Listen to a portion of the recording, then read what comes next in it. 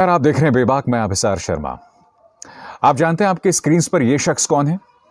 यह है ब्रिगेडियर मोहम्मद उस्मान। कौन है ब्रिगेडियर मोहम्मद उस्मान, आप कहेंगे? ब्रिगेडियर मोहम्मद उस्मान वो शख्स है जिसने 1948 में जब पाकिस्तान के साथ भारत का युद्ध हुआ था तो अपना जौहर दिखाया था। यह उस वक्त वरीयता के आधार पर भारतीय सैनिकों में शहीद होने वाले सबसे सीनियर अफसर थे, ब्रिगेडियर मोहम्मद उस्मान। जब भारतीय सेना ने कश्मीर की तरफ बढ़ते कबायलियों के कदमों को रोका था, उन्हें रोका था, और उसमें ब्रिगेडियर मोहम्मद उस्मान ने एक बहुत अहम किरदार निभाया था। मगर आज 1948 में इस शख्स ने शहादत हासिल की थी, इसे महावीर चक्र भी मिला था। मगर आज जो इसके साथ हो रहा है ना, वो कल्पना से भी विचित्र है, उसकी हम कल्पना भी नहीं कर सकते हैं। इस तस्वीर को देखिए। इनकी कब्र जो है, या रेस्टिंग प्लेस हम इसे कहते हैं, यह है जामिया में। और जैसा कि आप देख सकते हैं, इनकी कब्र को तोड़ दिया गया है। यह है ब्रिगेडियर मोहम्मद उस्मान की कब्र। वो शख्स जिसे महावीर चक्र मिला, वो शख्स जिसके जौहर की वजह से हम कबायलियों के बढ़ते कदम को रोक पाए, आज उसकी कब्र को गुंडों ने तोड़ दिया है। ये किसने तोड़ा बताइए? किसी नशेड़ी ने, किसी शराबी ने, या फिर नफरत ने? वो नफरत जो हमने कोरोना और लॉकडाउन के दौरान देखी थी, जहां तबलीगी जमात वालों के खिलाफ एक झूठा और घटिया और गलत प्रोपेगेंडा चलाया गया और उसके जरिए मुसलमानों के बॉयकॉट तक की अपील कई लोगों ने कर डाली थी, जिसमें सत्ताधारी नेता शामिल थे। क्या यह महज इत्तेफाक है कि ब्रिगेडियर मोहम्मद उस्मान की कब्र को इस तरह से तोड़ दिया गया? और आप जानते हैं, हर साल उनकी शहादत वाले दिन, या हर साल जब भी कोई अहम दिन आता था, तो भारतीय सेना अपनी श्रद्धांजलि उन्हें जरूर देती थी। मगर आज इस कब्र को देखकर दोस्तों, मेरा दिल रो रहा है। मेरा दिल इसलिए रो रहा है कि हम अपने शहीदों का इस तरह से अपमान कर रहे हैं। मेरा दिल इसलिए रो रहा है क्योंकि किसी को परवाह नहीं है। आज मैं आपसे पूछना चाहता हूं कि क्या हमने शहादत को भी हिंदुओं और मुसलमानों में बांट दिया? क्या यह महज एक इत्तेफाक है कि इस तरह से ब्रिगेडियर मोहम्मद उस्मान की कब्र को तोड़ दिया गया है? मैं फिर दोहराना चाहूंगा, यह वो शख्स है जिसकी वजह से हमने बढ़ते कबायलियों के कदमों को रोका था, और आज इस तरह से इनका ये हश्र कर दिया गया है। मैं जानना चाहता हूं कि उनकी शहादत को किसकी भेंट कर दिया गया? नफरत की भेंट तो नहीं कर दिया गया ना? क्योंकि देखिए, देश में कल्पना से भी विचित्र हो रहा है। इस देश में वो हो रहा है जिसकी आप और हम कल्पना भी नहीं कर सकते हैं। किसी ने सोचा था कि जब कोरोना आएगा तो हम उस लड़ाई को भी हिंदू मुस्लिम कर देंगे, क्योंकि उसके अंदर एक सरकार अपनी नाकामी को छिपाना चाहती थी, और उसे छिपाने का सबसे अच्छा जरिया क्या था कि उसे डाइवर्ट कर दो, उसका ध्यान कहीं और कर दो, और जनता का ध्यान बहुत आसानी से हिंदू मुस्लिम में किया जाता है, और उसके लिए आपका पालतू मीडिया बैठा हुआ है। मगर तौहीन किसकी हुई? तौहीन हुई हमारे शहीदों की। और मैं बार बार कह रहा हूं, इसी तरह से तौहीन होती रहेगी हमारे शहीदों की। और यह मत सोचिए कि बेइज्जत सिर्फ ब्रिगेडियर मोहम्मद उस्मान हुए। आपको याद करना होगा कि हाल ही में हमारे 20 जवान, हमारे 20 सैनिक चीन के साथ हुए संघर्ष में शहीद हो गए थे। उनकी शहादत को भारतीय जनता पार्टी चुनावों में भुनाती रही, मगर जिस चीन ने उनके साथ ऐसा सुलूक किया, उसके साथ क्या हुआ, उसको लेकर आज तक प्रधानमंत्री नरेंद्र मोदी के मुंह से एक शब्द नहीं निकला है। यानी कि चीन के बारे में एक शब्द तक नहीं कहा है उन्होंने। कभी आपने उनके मुंह से चीन सुना है?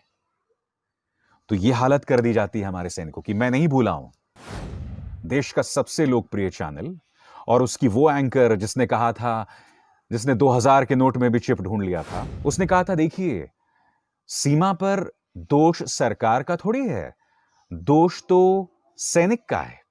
याद है आपको? दोष सैनिक का है जो सीमा पर खड़ा है और रक्षा कर रहा है। यानी कि जब प्रधानमंत्री ये कहते हैं कि बादलों की आड़ लेकर, क्लाउड का फायदा उठाकर मैंने सर्जिकल स्ट्राइक करा दिया बालाकोट में, तब तो आप प्रधानमंत्री से ये नहीं पूछते हैं या उनसे ये सवाल नहीं करते हैं कि प्रधानमंत्री ये आपने थोड़ा ना किया था, ये तो हमारी वायुसेना ने किया था।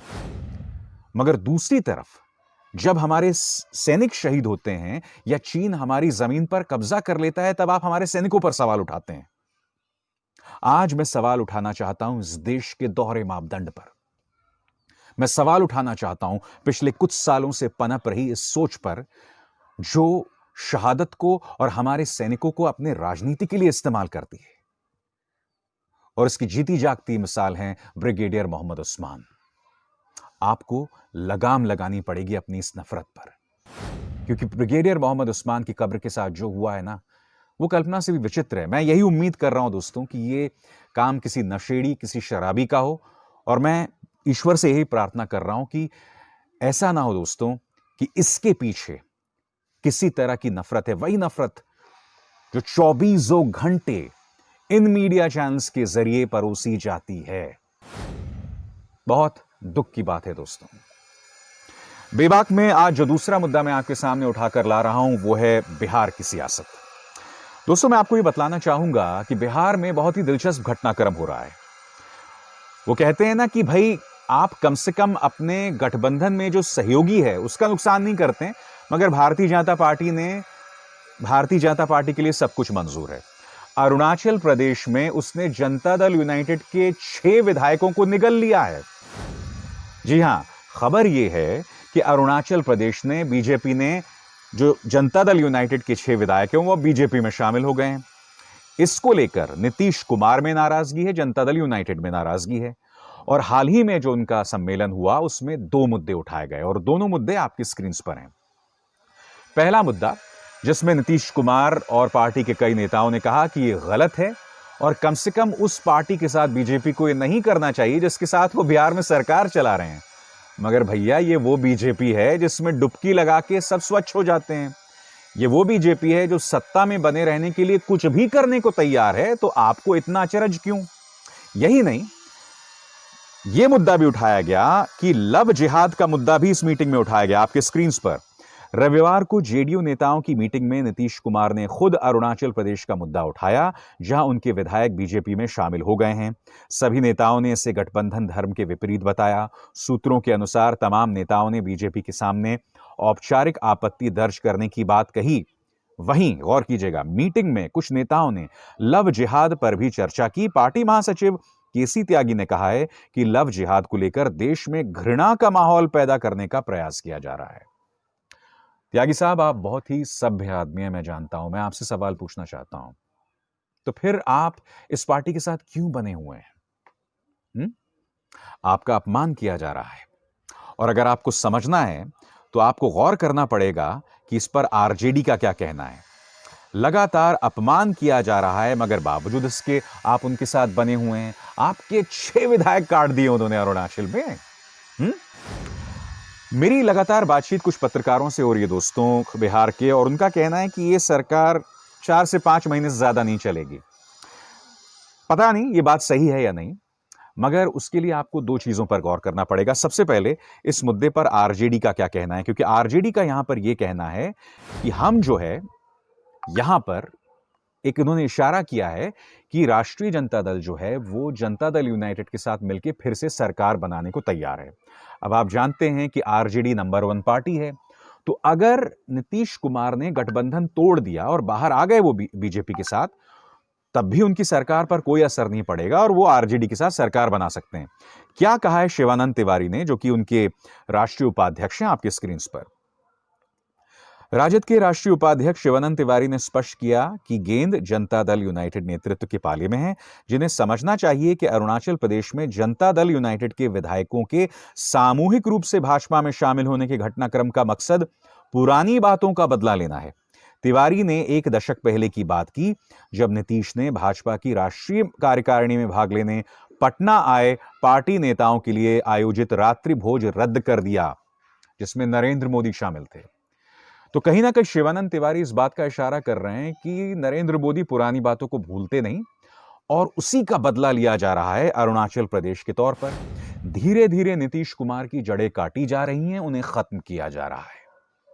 मगर इसका दूसरा पहलू भी है। आप जानते हैं इस वक्त जनता दल यूनाइटेड का राष्ट्रीय अध्यक्ष किसको बनवाया गया है? आरसीपी सिंह। ये शख्स जो कि राज्यसभा में भी हैं, और आपको यह भी बतलाना चाहूंगा कि यह शख्स बीजेपी का बहुत करीबी है। तो ये क्या इशारा करता है? ऐसा तो नहीं है कि जनता दल यूनाइटेड का कुछ दिनों बाद बीजेपी में विलय हो जाएगा। क्योंकि नीतीश कुमार की इस बात पर गौर कीजिए जो उन्होंने आज कही है, उससे मामला जो है वो थोड़ा सा अलग हो जाता है। सुनिए क्या कह रहे हैं वो। मेरी कोई मंशा नहीं थी मुख्यमंत्री बनने की। मैंने कहा था कि जनता ने अपना जो मैंडेट दिया है उसके अंतर्गत किसी को भी मुख्यमंत्री बनाया जा सकता है। बीजेपी भी चाहे तो अपना मुख्यमंत्री बना सकती है, यह नीतीश कुमार ने कहा है। और यह एएनआई का बयान है आज ही, यानी कि 27/12/2020 का उनका यह बयान। नीतीश के इस बयान के क्या मायने हैं?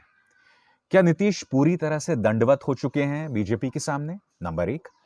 या कहीं ना कहीं ये नीतीश कुमार की नाराजगी तो नहीं है कि वो चुनौती लगातार दे रहे हैं बीजेपी को, चलिए आप उठाइए कोई कदम, हम भी निकलते हैं फिर गठबंधन से बाहर। क्योंकि देखिए एक बात तय है कि नीतीश को लगातार बीजेपी जलील कर रही है, लगातार उनके नेता जलील कर रहे हैं।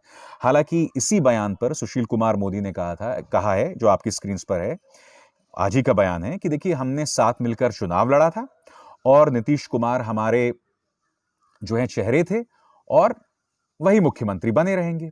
उन्होंने आगे यह भी कहा कि बेशक अरुणाचल प्रदेश के 6 विधायक जनता दल यूनाइटेड के बीजेपी में शामिल हो गए हैं, मगर उसको लेकर कोई खटास नहीं है। मगर आप जानते हैं कि जनता दल यूनाइटेड की राष्ट्रीय कार्यकारिणी हुई, जिसमें नेताओं ने कहा कि इस बात को लेकर औपचारिक तौर पर शिकायत दर्ज की जाए। अब सवाल यहां पर यह है, क्या नीतीश कुमार अपनी रीढ़ को बरकरार रखेंगे या बीजेपी के सामने नतमस्तक होकर वो बीजेपी को उसे रौंदने देंगे? ये तमाम प्रश्न हमारे सामने मुंह बाहे खड़े हैं। इस वक्त बिहार के कई पत्रकारों का यह कहना है कि या तो कुछ दिनों में बीजेपी का मुख्यमंत्री बन जाएगा नीतीश कुमार से समर्थन में, मगर एक दूसरा धड़ा यह भी कह रहा है कि यह गठबंधन 4 से 5 या 6 महीनों में नहीं चलने वाला। और आपकी स्क्रीन पर यह बयान तेजस्वी यादव का, जिसमें उन्होंने कहा कि देखिए चुनाव जल्द हो जाएंगे। एक तो ये, दूसरा शिवानंद तिवारी का बयान, जिसमें वो कह रहे हैं कि गेंद जो है जनता दल के पाले में है, अगर वो आके हमारे साथ गठबंधन करना चाहें।